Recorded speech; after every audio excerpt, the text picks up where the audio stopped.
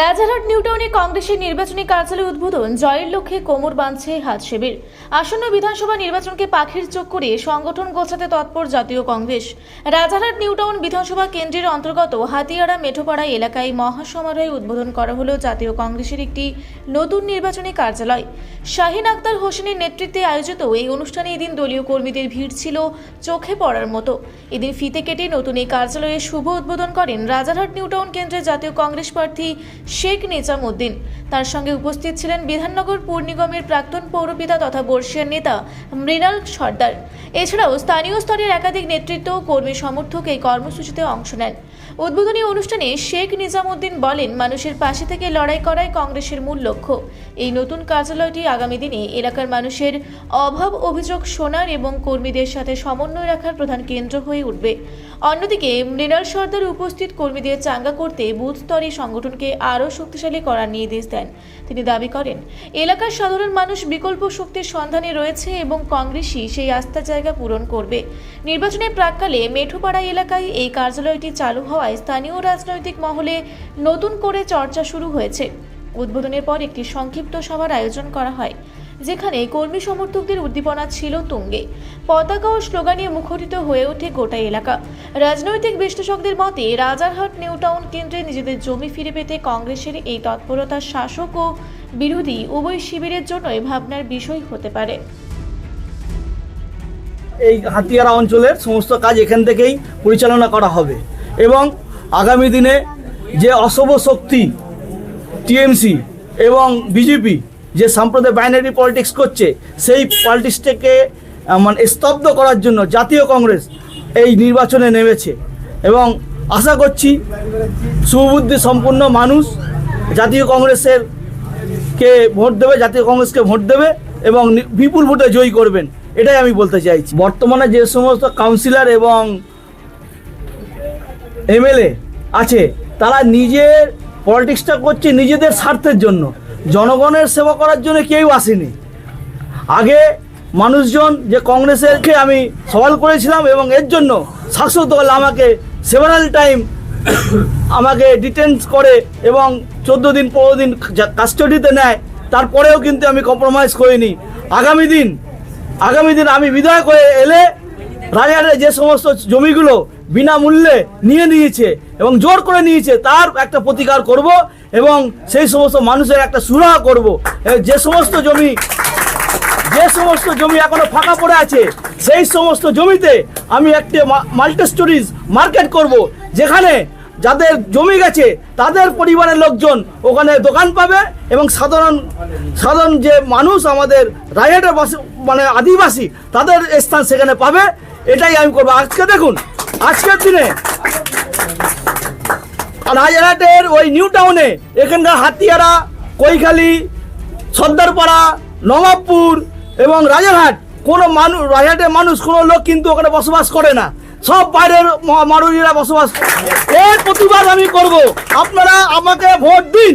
আপনি দেখুন, পদরখানা জামা মসজিদ, যে মসজিদের নামে রেকর্ড রয়েছে যে জমি, সেই জমি হিটকো দখল করছে এবং বর্তমান যে বিধায়ক তাপস চ্যাটার্জি, সে আজ পর্যন্ত তার প্রতিকার করলো না। তিনি বরং হিটকোকে আরো সহায়তা করছে। তিনি ইচ্ছা করলে সেই জমিটাকে ছাড়িয়ে মসজিদের নামে পুনরায় উদ্ধার করে দিতে পারতো না, করেনি। আপনারা বুঝতে পারছেন, এরা আরএসএস, এরা মুসলমানদেরকে সামনে রাখছে, যে মুসলমানদেরকে আমরা ভালো করলেন না। এটা আমরা কি বলবো না, এটাকে এই যে নীতি, এটা কি আরএসএস এর চিন্তাধারা? আর মুসলমানদের ভোটকে নিয়ে সম্পদ হিসাবে তারা করছে। তারা বললো আগামী দিনে এনআরসি হতে দেবো না। তিনি ভিতর গিয়ে এনআরসিটাকে সমর্থন করে এলেন। তিনি বললেন ওয়াকফ সম্পত্তি আমি হতে দেবো না। তারপরে কি করলেন, ওয়াকফ সম্পত্তি পাস করে দিল। তিনি বললেন যে কেউ যদি ওয়াকফ নিয়ে আন্দোলন করে, আমার থেকে খারাপ কেউ হবে না, আন্দোলন করতে গেলে দিল্লি যাও। তাহলে মুসলমানদেরকে আমরা কি ভেবেছে এবং হিন্দুদেরকে তারা বলছে যে বিজেপি চলে আসলে ভয় দেখাচ্ছে, বিজেপি চলে আসলে ভয় দেখাচ্ছে। আরে জানমাল মালিক সে উপরওয়ালা রক্ষা করবে, কোনো পলিটিশিয়ান রক্ষা করতে পারে না। আপনারা কংগ্রেসকে ভোট দিন। একমাত্র বিজেপিকে হারানো এবং দিল্লি থেকে সরানোর একমাত্র সফল হচ্ছে জাতীয় কংগ্রেস আর তার নেতা রাহুল গান্ধী। আমি তো আপনাকে বলছি, এই যে ভাইপো এবং মমতা ব্যানার্জি, তার ভাইপোর ভাইপো মানে অভিষেক ব্যানার্জি কত কি কাজ করেন যে এত কোটি কোটি টাকার মালিক। মমতা ব্যানার্জি তাকে দুধ বিক্রি করতেন, তাহলে সে এত টাকার মালিক কি করে তার ভাইপো? আমরা তো এখানকার স্থানীয় বাসিন্দা, আমাদের জমি জায়গা সবই আছে। ওনার কি ছিল, একটা খাল পাশে বসবাস করতেন, আজকে সে তার ভাইপো এসকেলেটার না কি গাড়ি করে ওই এতে করে ঘুরে বেড়াচ্ছে। তাহলে আপনাকে চিন্তা করতে হবে কার টাকা এগুলো। আজকে কংগ্রেস একমাত্র দল যেটা গরিবের মানুষের পাশে থাকে। অভূতপূর্ব সাড়া পাচ্ছি, নিশ্চয়ই কংগ্রেস জয় ব্যাপারে আমি 100% আশাবাদী। দেখুন, এগুলো তাদের ইন্টারনাল আন্ডারস্ট্যান্ডিং, যেটা বোঝানো যাবে না। আমরা তুমি কি করো আমি কি করো উপপ্রভাবটা চলছে এই মুহূর্তে। সবাইকে দাদা ভাইদের দেখানোর একটা ব্যাপার আছে, আমি আছি তোমাদের সাথে। এই কিছু ব্যাপারটা গোষ্ঠীদ্বন্দ্ব রাখার, যাকে মেন বলবো গ্রুপবাজি কিছু চলছে সব জায়গায়, সেটা আমরা নিজে দেখছি, আমার এলাকাও দেখছি।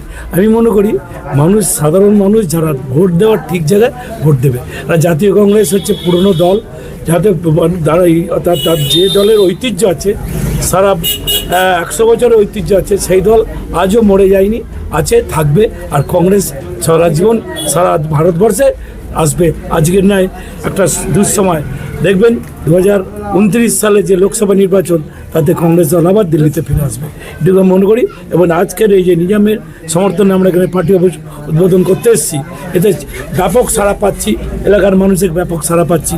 তারা নিশ্চয়ই ভালো চিন্তাভাবনা করি যারা এখানে এই অফিসটা উদ্বোধন করালেন, যারা কংগ্রেসের আশা নিয়ে আছে, কংগ্রেস তাদের গর্ব। মনে করি কংগ্রেসের একটা সুদিন আসছে বলে এখানে এত লোকজনকে আমরা দেখতে পাচ্ছি। এই বলে আমি মনে করবো এরা সবাই কংগ্রেসের কাণ্ডারি, কংগ্রেসের বাহক, কংগ্রেসের ধারক, কংগ্রেসের প্রচারক। আমি তাদেরকে নিজে পার্সোনালি অভিনন্দন জানাই।